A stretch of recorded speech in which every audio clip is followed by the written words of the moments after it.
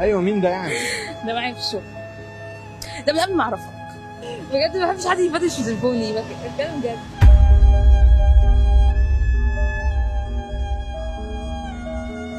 ماشي. انت لو مش واثق مش هتيجي تتقدم، بس كده خلاص. شوف القصه دي. بصي، هو انا يعني عايزه رايي، هو الصراحه من وجهه نظري عنده حق شويه. لا انا مش حابه ان انا اديله تليفوني، مش شرط هو يقول لي هاتي تليفونك اديله تليفوني، لا بجد. انا عايزه اقول له انت زعلان ليه؟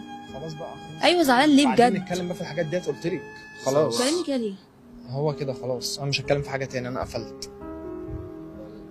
عشان الشمس خلاص بتروح، فانا مضطر ان اللقاء يعني، فممكن نبقى نكمل بعدين. خير بس. موافقين اللقاء ده ينزل؟